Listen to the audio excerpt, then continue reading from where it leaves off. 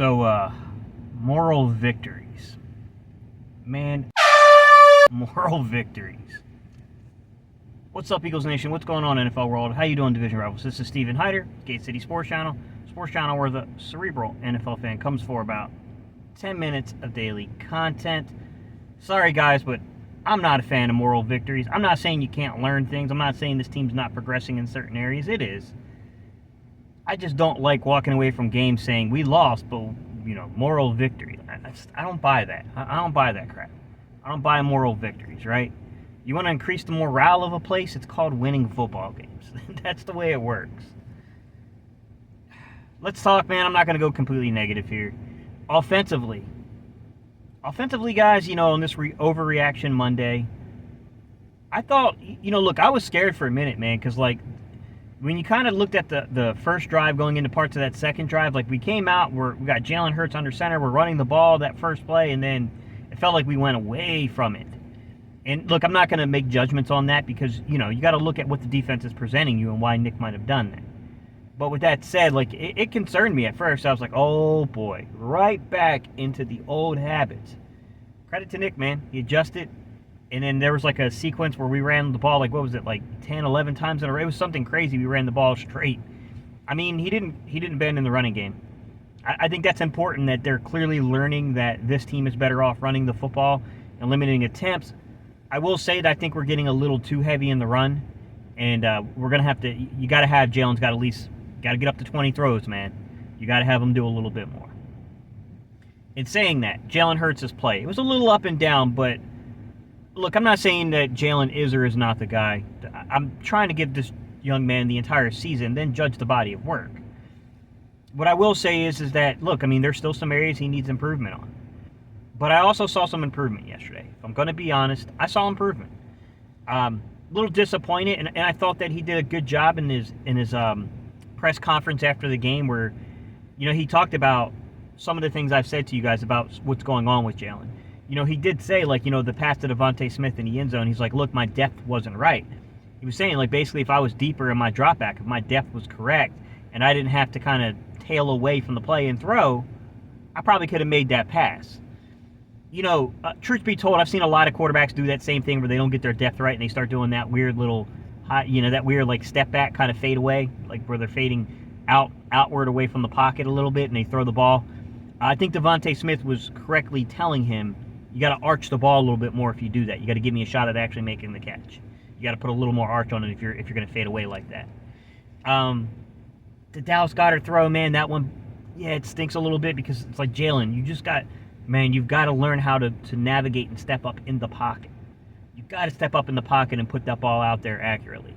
If you step up and you put that ball out there accurately, and I know it's tough because stepping up in the pocket is about timing. If you miss the window to step up, then you can't step up and you're in trouble. It's about timing sometimes, and that was a big reason why he missed that Dallas Goedert throw, to be honest. But outside of that, man, there was one play, I want to say it was in the third quarter where, man, he stepped up and around the pass rush, and it just shows you Jalen Hurts is really freaking talented at eluding the rush. There are dudes that know how to work the pocket, like Brady and them, that know how to work the pocket and how to get through the reads and find the guy, and that's ultimately what, you want to have Jalen Hurts to do some of that, but what Jalen can do beyond that is why he can help you stay in football games at times. I'm not saying that he doesn't need to identify coverages better and he doesn't need to sync his footwork up. He doesn't need to sync those drops up better. He still does. There's no doubt about it. But, man, that was a special play, guys. That was a really good play by Jalen Hurts. Look, I don't think Jalen Hurts, by any stretch of the imagination, is the reason why we lost this football game. Now, am I saying that he's the guy going forward? No, guys, I don't know. I need more time before I make a determination on something like that. But I will say that I didn't think he was the problem. Where I thought we had a problem was defensively. And the crazy thing is once Darius Slay came out of the game, I was like, okay, this is not good. We're in trouble. It was good to see Zach McPherson playing because at one point in the ball game we have Davion Taylor out there, Milton Williams out there, and McPherson out there, along with T.J. Edwards, who's an undrafted rookie free agent from a couple of years ago. We had younger guys out there playing meaningful reps, right? Teron Jackson had a pretty good rep on a run play where he kind of forced things back inside. The younger guys, defensively, I do like the fact that they are playing them. I do like that, but I immediately, when I saw Darius Slay come out of the game, I was like, oh boy. And look, Justin Herbert's a good quarterback. I'm stubborn on my words here, but the simple fact is that Justin Herbert is a really, really good quarterback, guys. There's no doubt about it. He's a bona fide star in this league. There's no doubt he's going to be that guy. And saying that, it was like, come on, Gannon, man. Like, I get what you're doing. I don't think the defense was hard, but you were one stop away from helping us win this football game. You couldn't get that one stop we needed. That's the issue here, is that first half I saw some aggressiveness. It looked like they were bringing the blitz more, especially from the secondary. I saw a lot of stuff coming from the secondary, from the blitzes. And then Gannon felt like, look, it's not getting there.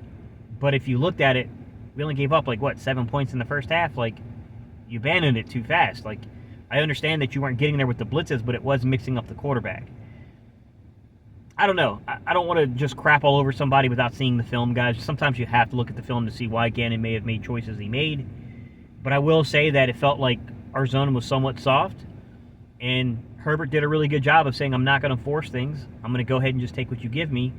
And I felt like the Eagles didn't do a good enough job tackling, to be quite honest. I felt like they were nickel and diming us a lot on the underneath stuff and a lot in the screen game. And late in the game, the screen game became a problem as they kept converting on us. We couldn't get off the field because we couldn't stop that little screen game.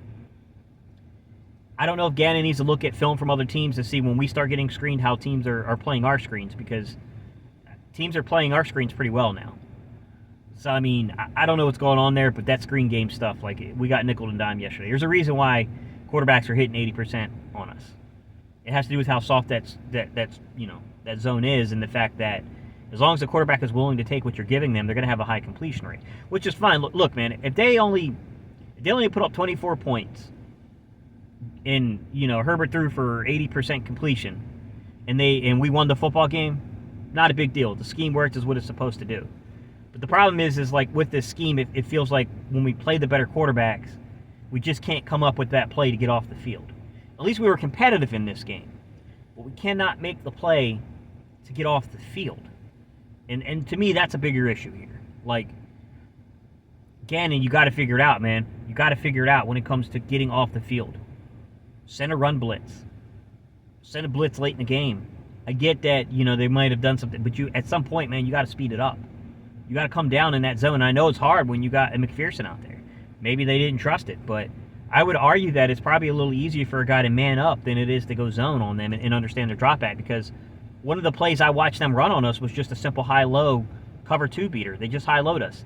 I thought that McPherson did a good job in his drop. Like, he got deep enough in his drop to take away the intermediate level play that was there, but basically they just checked it down, and they checked it down to a running back that can make plays. And that hurt us. Like, I don't know, guys. I mean, these are my thoughts. I don't know. What do you guys think? I saw improvements. I did. Offensively, I see the pieces kind of coming together. I still think we got to get up there. I mean, we need 20 to 24 passes at least. You got to be in that range. Or teams are going to easily start zeroing in on what we're doing here. With that said, man, I love what Jordan Howard adds to the offense. I love the fact that Nick Sirianni didn't abandon the run. I love the fact that we had a chance for this game if we could have just got a defensive stop. All we needed was one defensive stop, and we would have had it. I'm not saying we would have won the game.